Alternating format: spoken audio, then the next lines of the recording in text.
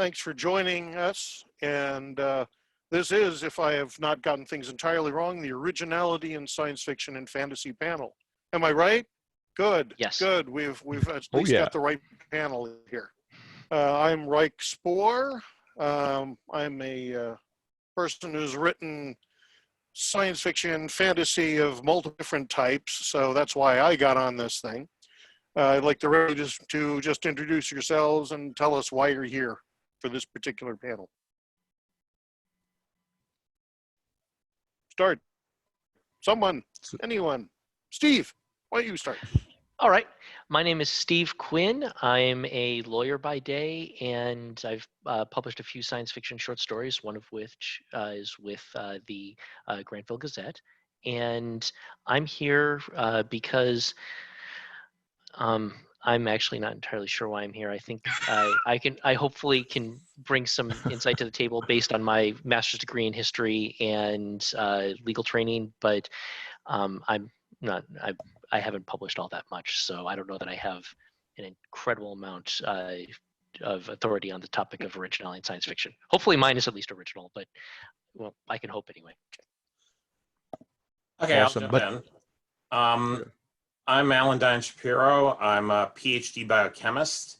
After my science career ended, largely due to political changes that made it hard to get funding, I floated. I had a career chaos phase where I did everything from telecommuting to a patent law firm to supporting myself with my guitar, and landed as a high school teacher. And then I also started writing science fiction at that point. I do mostly near future with a little dabbling in alt history and some cyberpunk and some humor. I've published 16 stories, 7 of them in pro venues, and 1 of them was in Grantville Gazette back in January. So that was really a lot of fun, and that's what put me here, and hopefully I could say something original and contribute to the panel. So, Judy, do you go? Do I go? You're talking. Go ahead. All right. Thank you. So, my name is Yaroslav Barzikov. Why don't you go? Yeah, or Judy, if you wish to go. Okay. But anyway, so my name is Yaroslav Barzikov. I'm Russian, which I think is the major contributing factor to the fact that I'm being here with you today. I'm trilingual. I live in Austria, which is a German-speaking country, although Austrians would probably contest that because the language is quite different, as we discussed before. It's a dialect of German, I would say, right? Another reason why I'm here with you is because I published 2 stories with Grantville Gazette, same as Steve.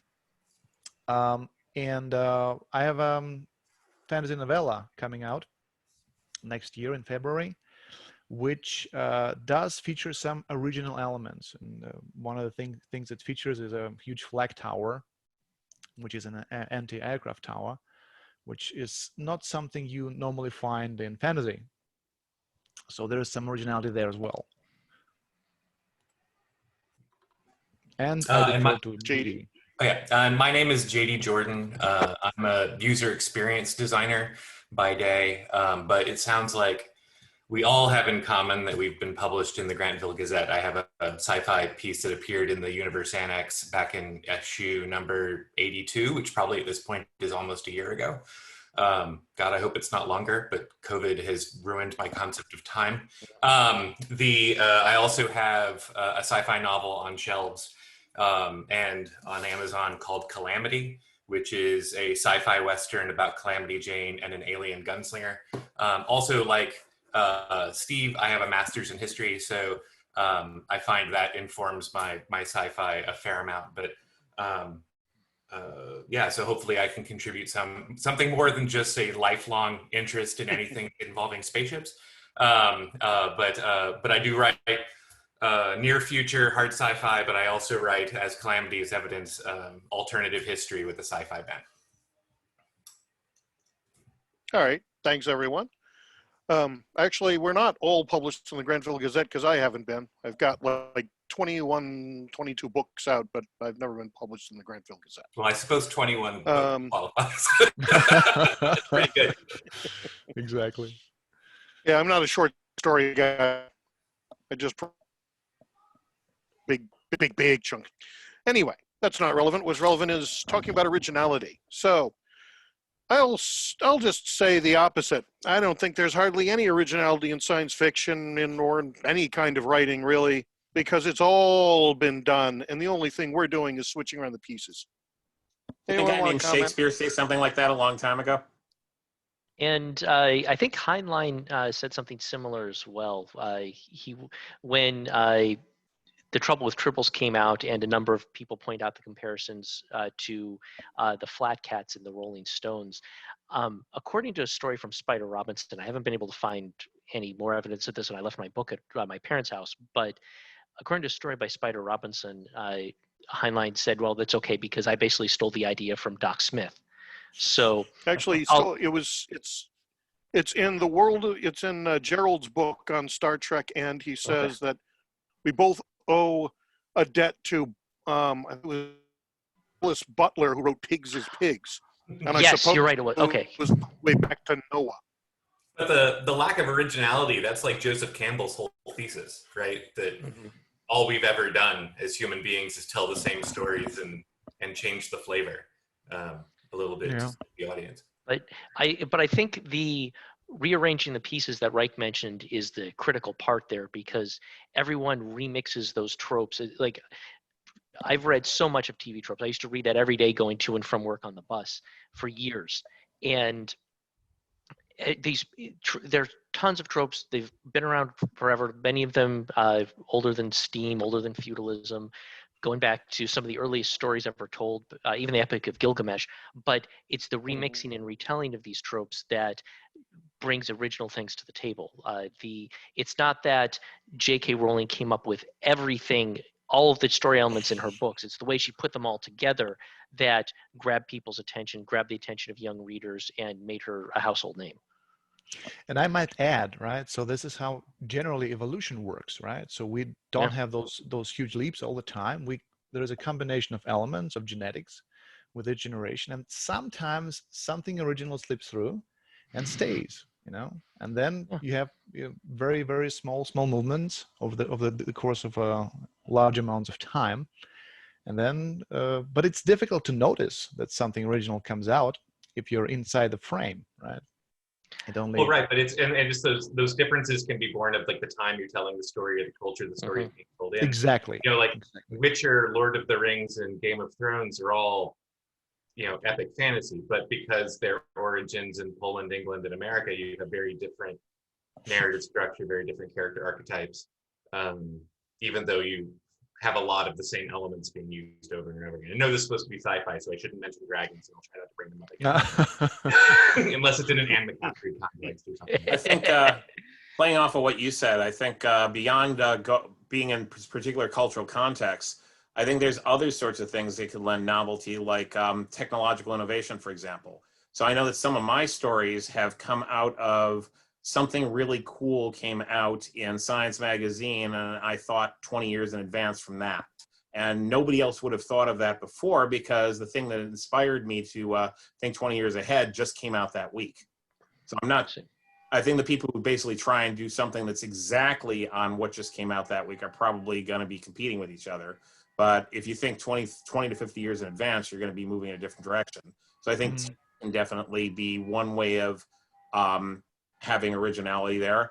And I think in the world we're living, which is so damn complicated, I think there are probably archetypes for personalities coming out that are truly somewhat different than what came before, because there's so much going on at once that I think we may end up with a person that is not fundamentally similar to somebody 200 years ago. Are you? Something you just said, Alan, makes me think of, Terry Pratchett died about a year ago, right? And when he died, there was an interview of his that made the rounds on Facebook or whatever, but it was people saying, do you ever feel bad that you don't write real fiction? And he was like, that's not the case. He's like, until you get to like the 1900s, most fiction would have qualified as fantasy. If you look at the epics of Beowulf and Gilgamesh, if you look at the scripture of any culture on earth, there are fantastic elements in all of it. And nowadays, a lot of those fantastic elements are more palatable to the audience if they're veiled in science fiction, because for whatever reason, we can accept magic if it's a teleporter as opposed to a wizard with a wand, or at least there's an audience for both of those. Like Marvel does a fantastic job of then crashing those two together and saying, oh yeah, Asgard is crazy sci-fi, not actual magic, you know, and so there's another way that like the originality of science fiction is it can take on these fantastic elements and put it in a new lens. That's why, you know, I have kids between the age of 10 and 15, and we watch the hell out of Rick and Morty. And Rick and Morty is actually a fantastic way to introduce them to these like really high concept sci-fi principles, like parallel universes and stuff, that they in their head are connecting to what they see in Dungeons and Dragons and video games and stuff. So there's a massive overlap between fantasy and sci-fi. Actually, that isn't exactly new. I recently dipped back into the 1940s and read a Frederick Brown novel, What Mad Universe? And in that one, the postulate is with the quantum many worlds hypothesis that any world could be just from slight, therefore anything you can imagine as science fiction has to exist somewhere. And he ends up, the protagonist suddenly ends up in another world, and he's a science fiction writer, and he it's not different because the same magazine that he was writing for then existed, but then he goes to the publisher and says he writes sci-fi. He said, yeah, I think we ought to start a sci-fi magazine. He said, well, wait a second, I just saw this one on the news. That's adventure fiction. So if the people who are purple from the moon are going into the drugstore next to you, that's adventure fiction, because that's not exactly a new idea that you can mix and match the bunch. I see. No, and the crossovers have been being done forever. Another one would be Fletcher Pratt and Sprague de Camp's Incomplete Enchanter, where the science of logic and symbolism is then applied. And we don't know where it's applied because connection broke. Right. Reich, we're losing you. Reich, I'm afraid we're losing you. Could you repeat that, please? It was an interesting form of crossover in that one because they had, because the protagonist Harold Shea decides he's going to. We were losing you there. Could you repeat all of that? We missed everything after you started mentioning the Incomplete Enchanter. Exactly. Yeah. Okay. Can you hear me now? Sure. Yes. Yeah. All right. The interesting thing there was that he had his protagonist make a plan to go to one of these other worlds, and then discover that the problem was that since he was basing everything on postulates, the postulates include the rules of that world. And so his stainless steel knife rusted and his gun wouldn't fire because those belong to the postulates of the modern world and not Norse myth. But then he discovers that, but the postulate of magic applies, so I can actually do magic here. And that completely changed his outlook on what he was doing. And that's how those adventures went. That's an interesting form of originality, I think, where you're looking at the assumptions of a world and then you change them. Mm-hmm. I think there's other ways to be original also. I think the Campbellian hero that is single-handedly pursuing some sort of really important goal and is generally without a whole lot of help or only minor help, that doesn't exist in the real world. I mean, anyone who's ever been in the sciences realized that there is no eureka moment. There's a lot of little moments. So a hero that's reflective, that's humble, that relies on an ensemble of cast, so there really is no hero to the story. I think there's various ways to spin that rather than just rely on the 1950s type of story, and I think there's an infinite number of ways to spin that. Yeah, I second that. Definitely. And also, I think a very interesting thing here to consider is that when we talk about originality, we normally talk about the setting or the magic systems, or whether it's sci-fi or fantasy. And I think one of the prime things in originality for me is the story itself, right? So what is the story about? And an interesting thing here is that in short stories, you can be much more original than in novels, I think. Because you can try out many things. You can try out different voices. You can try different narrative modes. You can, I don't know, have two sets of scenes, one set going forward in time, another going backwards in time, interspersed, and try doing that in a longer work, right? But That's in a true. novel, I use my. yeah. I was gonna say, I agree completely. I use my short fiction, and a lot of times, besides trying to just write a good story, I also try to push myself to try out new concepts or new techniques that I can then fold back into longer form fiction, like the idea of a story without an antagonist, or basically practicing particular things I want to get better at, like callback jokes or call forward jokes. Yeah, exactly. I mean, but in a novel, we very often fall onto the proven formulas, right? Because it's also some kind of fear, right? So you have to call the attention of the reader for such a long time. So do I want to really go original, or do I want to try out something where I know that it works? You know. Of course. Yeah, if you're not N.K. Jemisin, writing a second-person novel is a pretty big risk. She got away with it, but I don't know. Charlie Strauss did. I think Michael Chabon got away with one of those, if I recall. Sorry, I had a child just bust in on me. But I think that's an interesting point. Of course, part of Yaroslav's point there also depends, like the assumption of when you're writing the novel depends on why you're writing. If you're writing for an audience, then you have constraints on you based on the assumptions you give for the audience, I think. Sure. I write for myself. I may have what I write guided by, hey, I'll pay you for this one, but I'm still writing it for me. And therefore, I don't care if I'm experimenting or not. That is, sure, I hope that people will read it, but it's about the story I want to tell. Whether I've ever been original, that's only up to the readers to decide. It's not really me. I mean, I can point to little things. For example, as Alexei mentioned, I wrote a magical girl novel, Princess Holy Aura. As far as I know, that was the first magical girl Maho Shoujo novel written in the United States and published as an actual book. Of course, there's dozens and dozens of them over in Japan, but as far as I know, Princess Holy Aura is the only one printed here in the United States by a traditional publisher. Awesome. Is that original? Sure. It's different here. English-speaking audience. Of course. But it wouldn't be original in Japan because there's many of them. Maybe my twist in which I did it was original, which was while people have done the sex switching version of the magical girl where a young man gets the power and then is turned into a girl and has to deal with that. It's almost always played for laughs. And instead I played it as a very serious thing. And I started with a much older man who gets forced to be a 14-year-old girl and has to deal realistically, or at least semi-realistically, with this problem and the things that follow on from that. Was that original? Maybe. What kind of original things are you guys most proud of that you've done that you say, that was pretty cool? Well, like in the novella, which again, I'm sorry for doing some.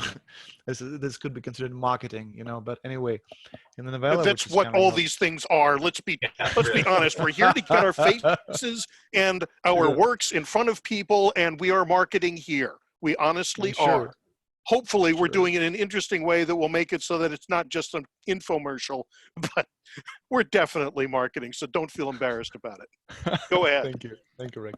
But in the novella, right? So I thought, well, what do we have in fantasy? We have 3 basic stories. We have coming of age stories. We have chosen one stories. We have the stories that have to deal with revenge, how do you build up sympathy for the main character? Just murder the family, decimate the family in the most gruesome way possible, as much blood as possible, and readers will feel for the main character.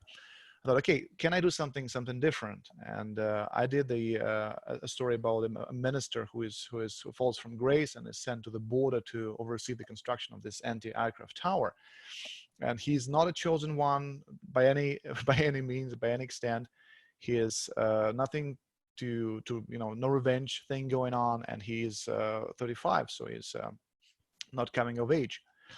And again, there's this flag tower, an anti-airship tower in the middle of the story, and this is the dialogue is quite modern. And once you mix up those elements, it's pretty much impossible for the reader to guess what is going to happen. So I'm kind of proud of that. Yeah, you definitely don't see many flag towers in fantasy novels or novellas. This is true. I'll often mix up geopolitics by like what if experiments that I don't think anyone's ever tried before. Like I've got one story in a book I actually was later tabbed to co-edit when the editor needs some help. We did an anthology of stories set in the Middle East. So we were working with Arab writers, we were working with Persian writers, we were working with Israeli writers. And my story came out of somebody's Facebook post when they were talking to me. They said, you know what? There's never going to be peace between the Israelis and Palestinians until we're all living in virtual reality and nobody cares about the real world. And I said, that's a story. Bingo. I've heard that before. The one I had in Grantville Gazette back in January is alternative history where somebody spoke Lakota so they didn't murder Crazy Horse. And then I fast forward to the present day, and the Lakota Democratic Republic, the main enemy is not the white man, but the Chinese. And it's set in the time of climate change. So I tend to mix and match elements that I haven't seen before, at least not in that combination. That's cool. I like that. I like to borrow from history as well. You know, I think, not to segue from, you asked specifically about my stuff, but I'll segue off real quick and say, like, I think a lot of folks ascribe an originality to George R.R. Martin that historians I know kind of are like, but really though? Because it's just the War of the Roses with dragons. And then a lot more than that. He's taking a lot more of history than just that one piece. But I mean, Lancasters, Lannisters. Anyway, but I think history is like this huge mine for material because it deviates from the Campbell model and it deviates from Alan, you mentioned like the 50s narrative model that we've become so used to, and the comic book model that now dominates. So for Calamity, which is the novel that I have where it's about Calamity Jane and an alien, it takes place when there's marketing. That's right. When she's 15, there's a huge hole in her biography in that time period, so I could kind of do whatever I wanted, but the world of 1867 was a place. And so informing myself about that place and what she would have known about it does a lot to create the world and the narrative of the story, and to make it different than anything I would have dreamt up just on my own. And I think that turning to things like history, even if you completely throw away all the historical elements and just use the plot, as often happens in science fiction. Like a lot of the classic Star Trek episodes were just historical stories where you put Kirk and Spock in the place of real people. Or Battlestar Galactica, when they rebooted it 20 years ago, was really just telling the story of the aftermath of 9/11 in its first several episodes. They just happened to do it on, a vintage spaceship. And so I think history is a place where you can really pull a lot from that. My Grantville Gazette story is about a Hopi Indian who has superpowers, but set in the modern day. But the narrative of what happened to the Hopi people and what their reality is on the reservation right now, which I only got interested in because on a spring break family RV trip, we drove through the res.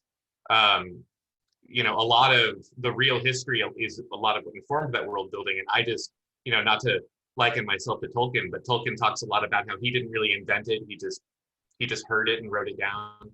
I felt that way with these stories. Like the history provides so much of the background and the narrative and the world building that you just have to find the narrative path through it, and something really rich comes out the other side. Now to take my cue from Reich here on marketing and wave this in front of my face. So I'll be very, very subtle here, Reich. Am I subtle enough? Can I be subtle? I can't tell. Are you doing any marketing there? No. Yeah. I can scream. Steve, you were going to say something? Oh, I was going to say, yeah, I pulled my Grantville Gazette story from history as well. Well, sort of cultural history. I did a lot of reading of Celtic mythology for a novel project I was working on. And while I was doing it, I had an idea for what turned into a novelette that pulled a lot of these elements of Celtic fairy mythology into modern day Appalachia. And I looked at how people might deal with some of the situations in which classical Irish heroes or heroes of stories might have found themselves. And a current novel project from a completely different time period is I got the idea to redo the Anabasis as described by Thucydides as a young adult romance. So That's a nice set pitch. in the Miocene, because if I'm going to be doing massive battles, why not have some truly awesome critters to go along with it? I mean, have you seen Miocene megafauna? They are fantastic. The Leucotheriums and things like that. Yes, those are going to be heavily involved. One of my favorite original things that I read was a few years ago. A author named Harry Connolly published a book called A Key, an Egg, an Unfortunate Remark. What was really neat about this one was that one of the two main characters is this lovely, nice, white-haired little old lady, everybody's grandmother, named called by the other main character Aunt Marley. And she's a magician, but she never uses it for any form of violence. So it's an absolute pacifistic form of magic for her. And that's not because magic can't be used the bad way, because apparently when Marley was very young, she used it the wrong way. And she has a very interesting and I think a somewhat original curse, which is that any door she opens goes somewhere else that she may or may not control. But it doesn't go to the other side of the door that she would expect. So she always has to have every door opened by someone else. Or she may find herself opening a door to her house and falling out of the door for an aircraft. Must make going to the bathroom awkward. Damn it. Either that or you have something else that opens the door when you approach, so it's not you. Yeah. I don't know. And in the door logic, does it count for cabinets? Apparently not. It's doors that are meant for people Garage to doors. pass through. Right. So I wouldn't suppose recommend a if you want to career as a real escape estate somewhere, agent to her. you know, so like she can crawl out of a window and that's fine. Oh, okay. But going out the door, no, she can't do that. How exciting would a revolving door be? That's awesome. Oh yeah. I'll mention that to Harry. Yeah. So what happens if Aunt Marley just pushes her way around a revolving door? He'll probably say, "Shut up, let's not talk about this." Right, but it really changes the whole like gentlemanly act of opening a door for the lady. Yeah, it's like now it's a matter of survival. I don't want to go through whatever door Marley's going to open. Yeah. She just needs to have make her best friends out of the Kool-Aid Man. Oh yeah. Yeah. Oh yeah. Yeah, except it gets real expensive repairing the wall every single day. Okay, But I she's gotta got go to the store. magic. Oh yeah. So, is there a difference, do you think, between originality in science fiction and in originality in fantasy? Yes, I know, now we're running right along that terrible border of what is science fiction and what is fantasy, but do you think there's a difference? Sure, of course. The difference is, again, in the audience, I think, because fantasy is normally read by a younger, I think, demographic than science fiction. And I think, I don't know, maybe it's an explosive remark, but I don't know. But I have like a feeling that it's kind of true. So science fiction fans are more ready to stomach different plots and more ready to stomach things which don't fall into the common formula than the fantasy fan. Fantasy fans I are would looking disagree with that because boy, do I know an awful lot of science fiction grognards who think that the cutting edge of science fiction is still Robert Heinlein, Arthur C. Clarke, and Isaac Asimov. And a lot of old people reading Lord of the Rings and young people doing things that are beyond both of them. I mean, Homestuck. If you haven't read experienced. I'm not sure even how to say it. Yeah, like Homestuck. experienced is the only way. Yeah, because it's not a web comic exactly. It's not a game, although it has elements of it. It's not any one thing. It's many things, and it's fantasy and it's science fiction and it's its own thing. Yeah, I'm not even sure what kind of media to call Homestuck at this point. It's weird. I'm not saying that to be mean either. I'm not sure what to call it. No, it's brilliant. It's one of the Yeah. most brilliant things I've ever seen, but it doesn't fit in any category. It's not a Yeah. book. It's not, although you can buy books, it's not any one thing. Mhm. I'll take a stab and at the sort- question you threw. And again, I'm liberally stealing from other people. I've heard it said once that science fiction is better at focusing at external elements and external conflicts. Something changes in the politics, in the ecology, and the geology, whereas fantasy is better at the internal elements. That your vampires, your werewolves are actually metaphors for human emotions, and certainly fantasy's dark cousin, horror, would also be said to be that. So I think if you're talking about originality in a sphere of external conflicts and things outside the character, I think there's an entire universe out there to choose from. Whereas if you're talking about originality within something that's essentially a metaphor for the basic human emotions, there's only a certain number of colors on our emotional palette. Yeah, that's So true. might have differences in the way you would approach originality in the two different domains. That's interesting because, what you just said makes me think of this classic original series Star Trek episode where the aliens are half black on one side and half white on the other side. But depending on which side was white or black, they had an entire sort of they had a racist worldview.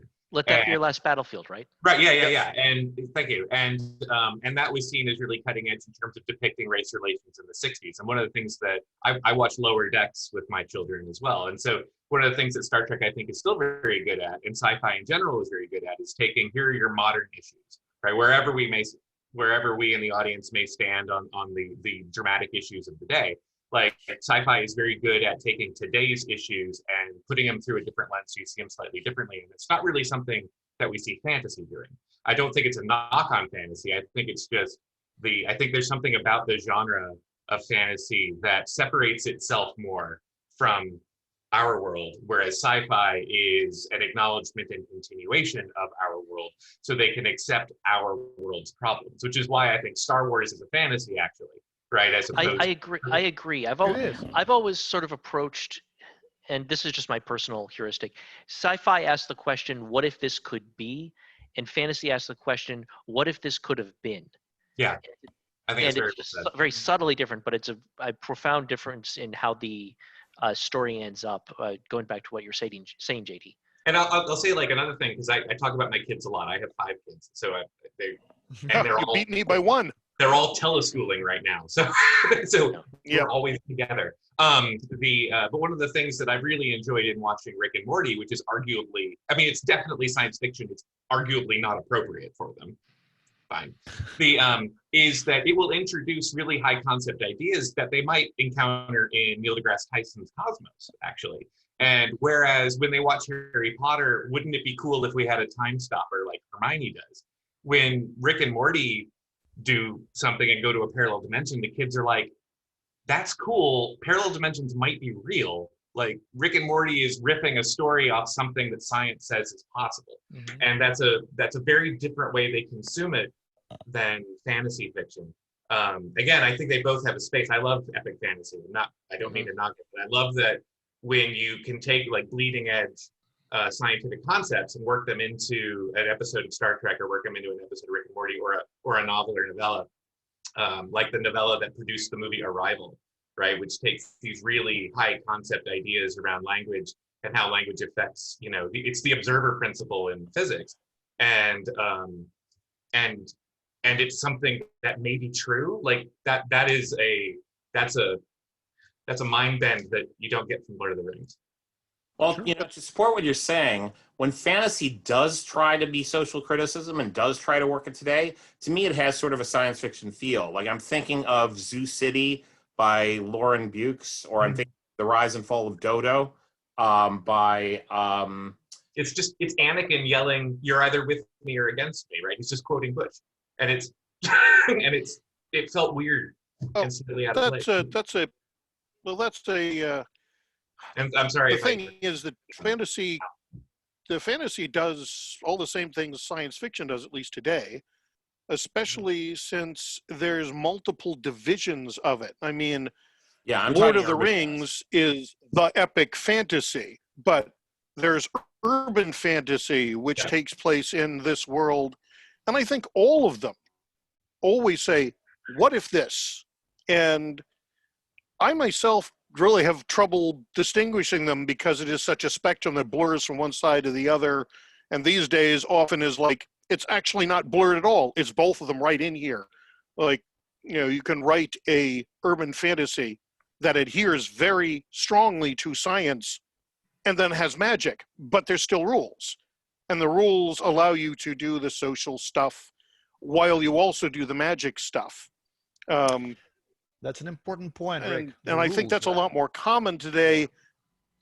Well, I think that actually, I mean, it's been around for a long time. Like I mentioned, Fletcher Pratt and Sprague de Camp, they had rules.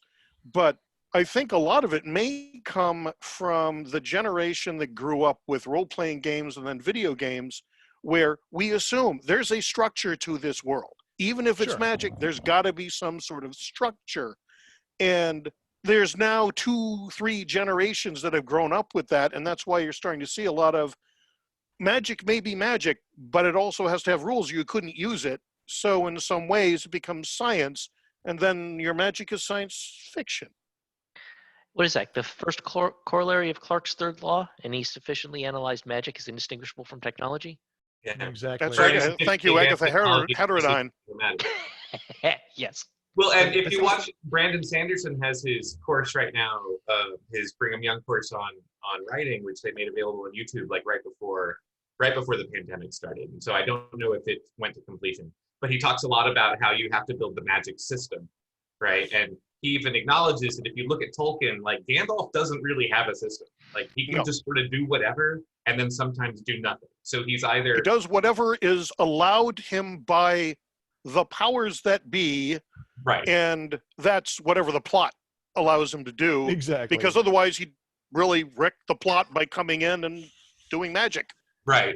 Yes. Yeah, whereas sci-fi, there's an expectation of continuity because there's rules, except clearly there isn't because we have warp drive and hyperdrive and artificial gravity and stuff that maybe. But even those, well done, those have rules. I mean, David Weber's faster than light vessels in Honor Harrington are bullshit, but they're consistently applied bullshit. So that if somebody says, I'm using one of these ships with these weapons, you know exactly what it can do. And if it doesn't do that, there will be an explanation for it.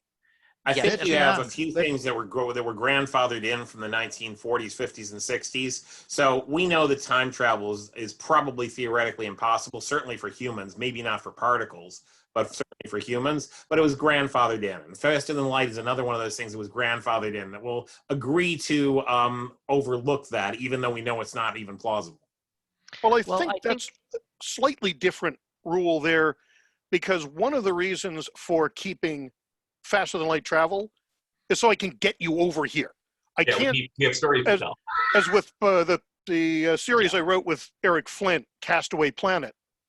I have to get you to a planet I can wreck you on that isn't Earth and that you can live on. Well, I got to have faster than light, or I need a generation ship. And if I'm going to go all the trouble of making a generation ship, I'm going to tell a story about a generation ship. I'm not going to just blow it up. It's too much work. Though, you don't need the faster than light travel for that, because if you go at a relativistic speed, close enough to the speed of light. Well, then you've got the problem of, if I'm crashing at relativistic speeds, how is there any castaway left? You mean how's there any planet left at that point? Yeah. So well, then you need satire, like the Frederick Brown novel I mentioned. It's basically they just pop through these holes in space and go anywhere they want. Yep. The way they were discovered was somebody kept losing their sewing machine. JD, going back to Brandon Sanderson, I've read a lot of his work on developing magic systems, and it makes a lot of sense, but I think here's the thing. J.K. Rowling doesn't really do any of that. but her books are unquestionably popular. Yeah. And I think the fundamental thing that, it's not that Sanderson hasn't given a lot of thoughts, that the fundamental thing I think he's missing is that the key, what people are looking for in magic, this goes back to Tolkien, this goes back to folklore prior to Tolkien that he was pulling from, this goes to modern stories.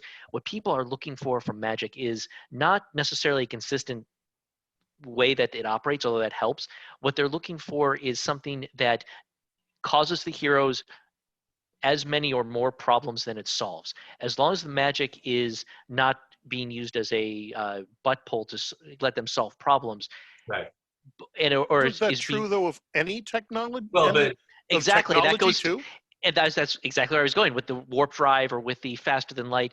As long as it's not being used like the classic Flazgaz heat ray to solve all your problems. Oh my God! It's not a screwdriver.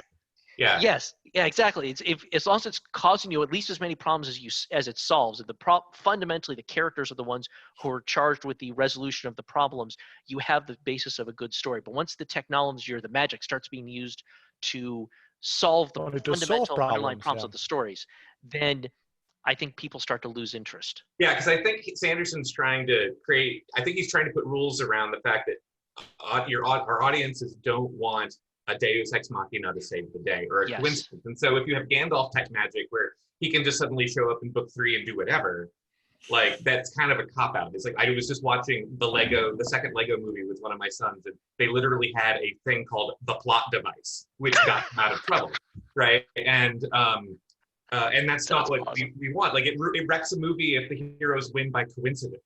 But it works in humor. Like I'm remembering in the Austin Powers movie, Basil Exposition was one of the characters. Oh yeah. Yeah. Explained what was going on. Yeah, but if we're not writing Hitchhiker's Guide or Dirk Gently or something, right? You can pull it off, but it's really hard. There's one guy that I know of that did it in a serious series, and at least in my view, got away with it, although it pissed off some other readers when they realized what he was doing. And that's Peter Hamilton. When he wrote his Reality Dysfunction series, this has three main books. I mean, it got split up in 2 books here, but the 3 books were Reality Dysfunction, The Neutronium Alchemist, and The Naked God. And in the book, you get to the point where the characters are told they have to find this construct that's called the Naked God. And at the end, that construct is what solves all their problems. And he put it in the title that he was going to have. And it turns out it's a machine. So it's a literal God in the machine that saves everyone at the end of the book. And he pulls this off. Wow. That's some balls you got there. Yes. It makes me think of the chest of money that they win at the end of the movie Dodgeball. And the chest of money actually just says Deus Ex Machina along the side of it. And they never acknowledge it. But to the rules thing, if I can jump on that, I know we're wandering off question, but you were talking about that, Steve. And it was one of the things I think Rowling did really well with Harry Potter was because they're kids in school, they don't know the rules. So when they keep introducing more insane and more powerful magic, if the Cursed Child proves the Time Tuner is a world-breaking magic, like that thing should not exist. And a lot of series and sci-fi, of course, introduce these world-breaking devices. But because the kids don't know it, I mean, Hermione knows it, but Harry doesn't. You can have rules and then kind of break them willy-nilly, or have stuff that comes in that seems to defy that logic. And it's the unreliable narrator sort of point of view, which is super fun as a writer to play with. But that's also very much genre dependent, subgenre dependent. I mean, Rowling can get away with it because, as you say, it's generally targeted for young audiences. You're meant to be in the mindset of a child, or at least a teenager, and one who doesn't understand it. So it's a metaphor for the fact that you really don't understand this world you're in. But if it's Game of Thrones, presumably it's targeted much older people, and there you would expect to have more rules for how all your stuff in your world works, right? Yeah, that's why you always have the ancient wisdom or the alien technology.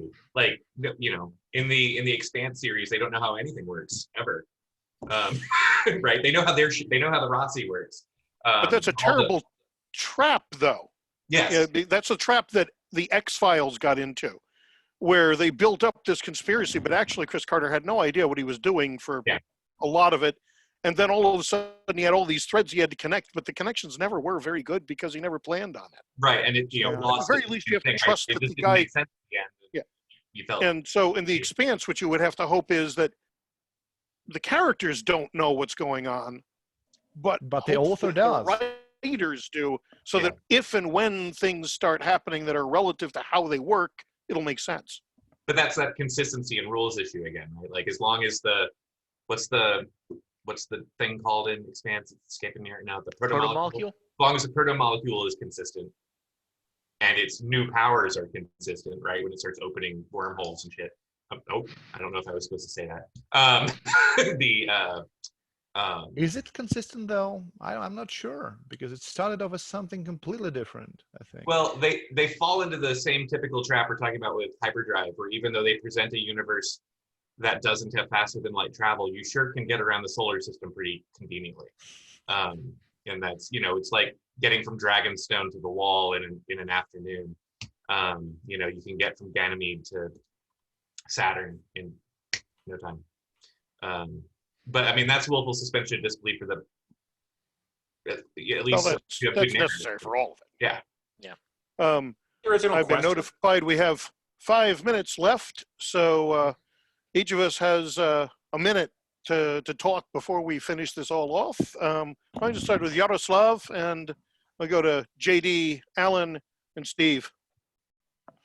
That was a very interesting discussion, I have to say. And the last thing I want to say on the rules and magic systems is that I don't know, perhaps the audiences grew a little bit more skeptical with years, and this is why we're in need of those systems, you know, because people are not inclined to believe things out of the box anymore. So to make things believable, to make things digestible for people, we need that.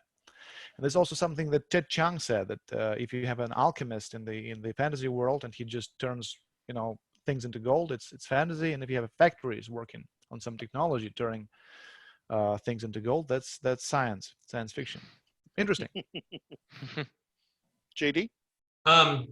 Yeah, I agree. I think this has been a fun conversation. I think, you know, one of the things that makes sci-fi original, especially nowadays, I think it's always been this way, but especially nowadays, is by putting the POV in an unexpected place, which often means getting away from your typical white savior sort of narrative. You know, as a cis white man myself, like, you know, I love me some Buck Rogers and Han Solo, but I also like seeing the other stuff as well. And I think our audience hungers for that sort of stuff. And so it's both telling a story through an unconventional POV or telling a trope in an unconventional twist. And to not plug my own stuff for a second, there's a really good sci-fi book that I read about 2 years ago called The First 15 Lives of Harry August by Claire North. She's an English writer, but it's basically Groundhog Day, but it's your whole life. And you remember everything from life to life. And so it becomes a mixture of a many worlds and a many worlds concept and a Groundhog Day concept. And then there's super science involved, of course. And it's just a really fascinating twist on that narrative. And so I think that's what people are hungering for. And frankly, I think it's what, you know, I'm really loving reading Lovecraft Country because it's twisting, you know, some stuff tropes I'm very familiar with as well. So yeah, that's where I think a lot of originality is right now. Alan? Okay, to play off what JD said, I would absolutely agree that anything novel to me is original. So if it's something I'm not aware of as a reader, then I want to read it. And I think there are a lot of different own voices, including very unconventional ones. I think if you're ignoring the world, you're not writing things as interesting as you could be writing. I would say that the more interesting and diverse both your life is and the number of people you meet as an encounter, the more likely you're going to come up with some interesting and novel characters that draw from everything in the world and the imagination in your own head. So I think I completely disagree with what Reich said at the beginning. I think originality is definitely something to strive for, something that's happening, and in a lot of really good science fiction these days. Plus one, Alan. I think that was really Steve? well said. Yeah, I've really enjoyed this conversation. It's been a lot of fun. As a relatively new author myself, I'd like to take the opportunity to encourage other new authors to get out there. And even if you don't believe, like Reich was saying, that originality really exists in these stories, it's still, if you have an interesting perspective to bring, if you have your own life experiences, if you're coming from a marginalized or a community that we may not have heard much from, then you have a lot to bring to the table that is, as Alan was saying, new to the rest of us. And we'd really like to hear those stories. So get out there and get that pen to the paper or start working on that keyboard. All right. Thank you, all of you. It has been a very interesting discussion, and I thank all of you for keeping it going. And I thank anyone who's out there watching for taking the time to watch us and listen to us talk for this hour. And I also want to thank Alexei for setting this whole thing up and recording it so that everybody can see it. So thank you, Alexei. Thank you, Alan, Steve, JD, Yaroslav.